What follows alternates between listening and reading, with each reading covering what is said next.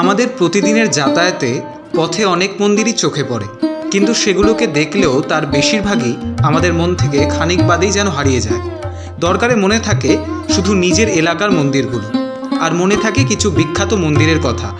কিন্তু সেসবের বাইরেও এমন বহু মন্দির আছে যাদের ঐতিহ্য রীতিমতো মনে রাখার মতোই। এমনই এক মন্দির হলো উত্তর 24 পরগনার ব্যারাকপুরের শিবশক্তি অন্নপূর্ণা মন্দির, যেটিকে আপনি দ্বিতীয় দক্ষিণেশ্বর মন্দিরও বলতে পারেন।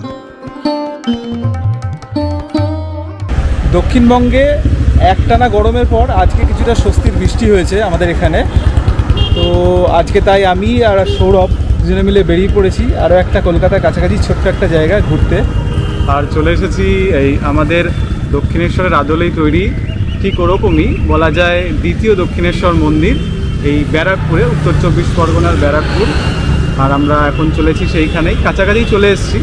এই জায়গাটা আপনাকে দেখিয়ে দিই। আমরা অলমোস্ট একদম ব্যারাকপুরে ঢুকে গেছি। আমরা যাচ্ছি, যেতে যেতে আপনাদের দেখাচ্ছি জায়গাটা কীরকম। দেখা হচ্ছে আবার সামনে, একদম মন্দিরের সামনে গিয়ে দেখা হচ্ছে। এই যে আমাদের সেই দ্বিতীয় দক্ষিণেশ্বর অর্থাৎ অন্নপূর্ণা মন্দির ব্যারাকপুরে।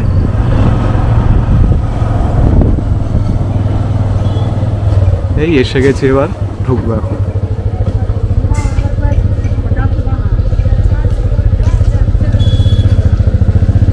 এই মন্দিরে একদম সামনেই রয়েছে একটা সুন্দর পার্কিংয়ের ব্যবস্থা, তাই আপনাদের দেখাচ্ছি। এই জায়গায় বাইক পার্কিংয়ের সমস্ত জায়গা রয়েছে। আর ঠিক উল্টো দিকে এখানে আপনি টোটো পেয়ে যাবেন। আপনি যদি ব্যারাকপুর স্টেশন থেকে ডাইরেক্ট আসেন এই মন্দিরের দেখতে, তাহলে এই মন্দিরে ভাড়া পড়বে টোটোতে 20 টাকা করে মাথা পিছু।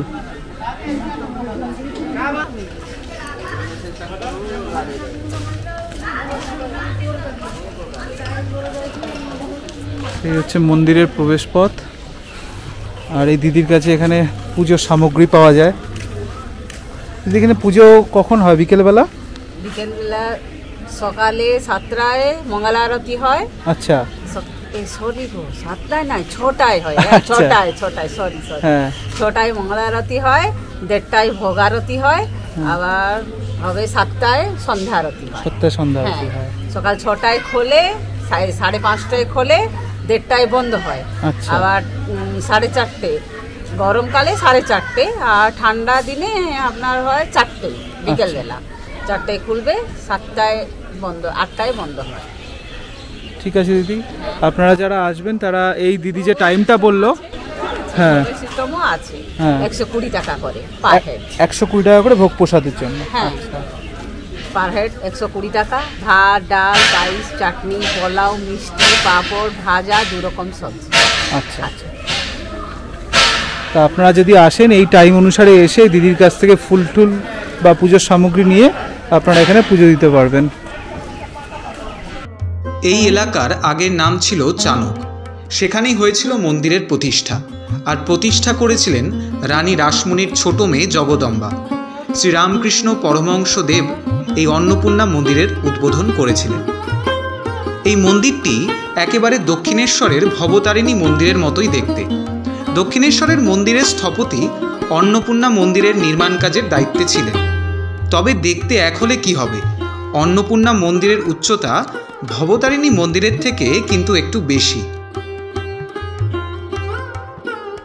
দক্ষিণেশ্বরের আদলেই এই অন্নপূর্ণা মন্দিরের পাশাপাশি এখানেও রয়েছে 6টি শিব মন্দির, এবং ওই দিকে পাবেন হচ্ছে একটি নাট মন্দির। তো চলুন দেখিয়ে নিই। এটি হচ্ছে এখানে 3টে শিব মন্দির, আর ওই দিকে মানে এই সামনে হচ্ছে এইখানে 3টে শিব মন্দির রয়েছে, আর ওই পাশে রয়েছে আরও 3খানা শিব মন্দির। আর দক্ষিণেশ্বরের মতনই ঠিক ওই পাশে রয়েছে একটি সুন্দর নাট মন্দির।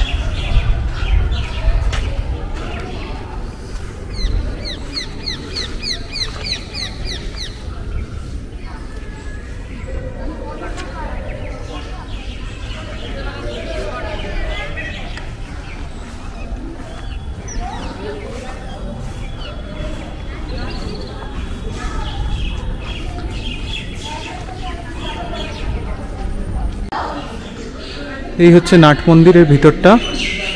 আর এই মন্দিরের টাইমিং হলো প্রত্যেক দিন সকালবেলা ভোর 5:30 থেকে মোটামুটি বেলা 1-1:30 পর্যন্ত খোলা থাকে, আর বিকেলবেলা ওই আপনার 4টের সময় মোটামুটি খোলে আর 6টার সময় বন্ধ হয়ে যায়।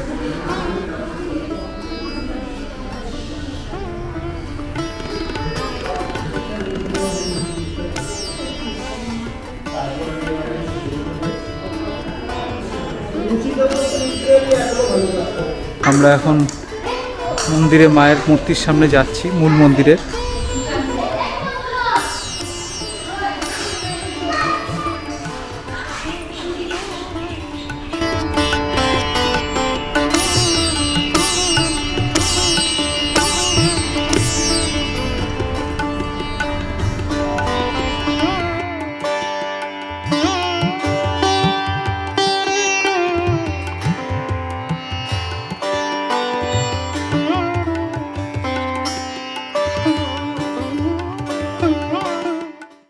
এটা হচ্ছে এখানে অফিস ঘর, এখানে নাম্বারও দেওয়া আছে। তো আপনি যদি ভোগ প্রসাদ নিতে চান তাহলে আপনাকে সকাল সকাল আসতে হবে। প্রথমত 10টা থেকে 1:30 অবধি খোলা থাকে, মানে তখন কুপনটা দেওয়া হয়, কুপনটা আগে কেটে নিতে হবে আপনাকে। তারপরে দুপুরে যখন এখানে মায়ের ভোগ প্রসাদ হয়ে যাবে তারপরে আপনি ভোগ পেয়ে যাবেন। মোটামুটি সেই টাইমটা 1:30টার মতো হয় আর কি, 1:30টার দিকে এলে আপনি ভোগ প্রসাদ গ্রহণ করতে পারবেন। আর এটা হলো অফিস ঘরের নাম্বার, আসার আগে আপনি ফোন করেও নিতে পারেন যদি ভোগ প্রসাদ নেওয়ার ইচ্ছা থাকে। এই অন্নপূর্ণা মায়ের মন্দিরের ঠিক পিছন দিকটাই, অর্থাৎ ঠিক উল্টো দিকটাই রয়েছে একটা সুন্দর গঙ্গার ঘাট। চলুন আমরা ওই দিকটা একবার ঘুরে আসি।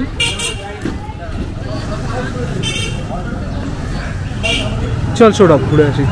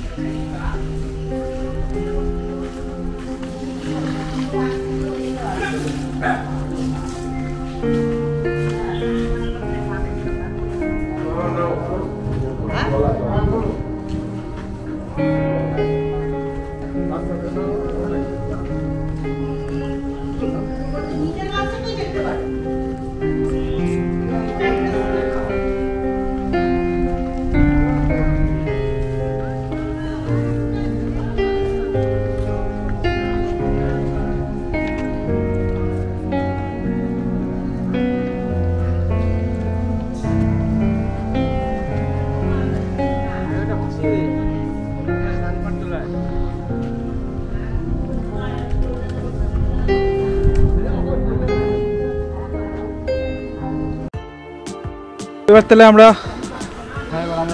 রওনা দিই বাড়ির পথে।